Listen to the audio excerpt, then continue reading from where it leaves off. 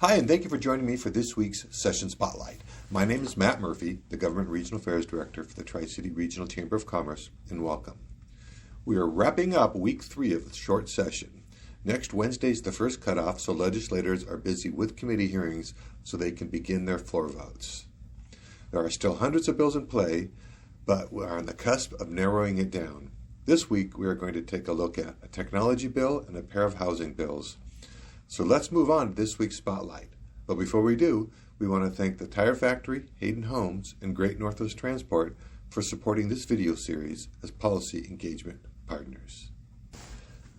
3 areas we're going to cover today include House Bill 2274 and its companion bill 5976, modifying the Washington Commercial Electronic Mail Act, House Bill 1345, establishing limitations on detached accessory dwelling units outside of urban growth areas, and House Bill 2486, controlling costs imposed by the State Energy Code.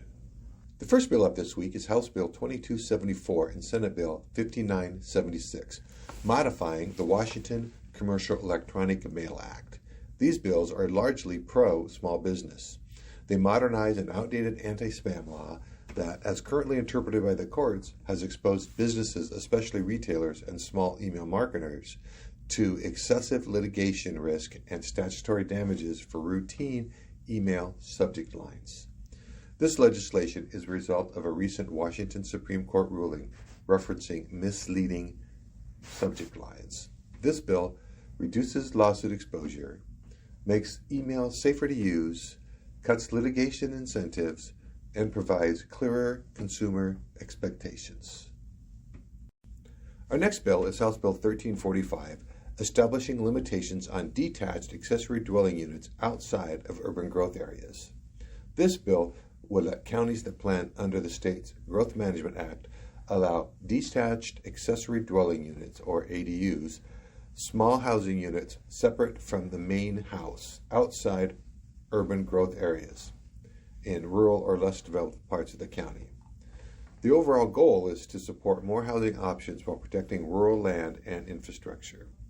This bill would provide more housing supply for workers, clear rules that reduce uncertainty, more affordable housing options, and efficient land use in rural areas. The last bill this week is House Bill 2486, controlling costs imposed by the State Energy Code. The bill aims to address the rising cost of housing in Washington by directing the State Building Code Council to control cost escalations associated with the State Energy Code.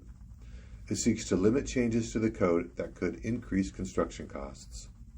This bill could lower construction costs for small projects, provide flexibility for affordable housing builds, protect access to rural housing, and increase transparency and accountability. Session wrap up in 3, 2, 1. Before we wrap up this week's Session Spotlight, I would want to check in on 3 other bills. The first is House Bill 2573. This bill seeks to improve access to healthy food, medicine, and health services in overburdened communities and areas designated for increased housing density. This legislation requires that grocery stores and pharmacies provide advance notice of closures or significant operational changes. Next, we have House Bill 2388. This bill aims to facilitate the siting of distributed energy generation resources on agricultural land while ensuring that such developments do not interfere with agricultural production. This is just held at an executive session. The last bill to check up on is House Bill 2296. The bill aims to expand the use of distributed energy resources and introduce new provisions related to solar energy systems. Key changes include the definition and regulation of portable solar generation devices, which are now exempt from interconnection requirements and net metering program obligations. There are genuine safety concerns from the aspect of lineman and electrical repair. Closing in 3, 2, 1.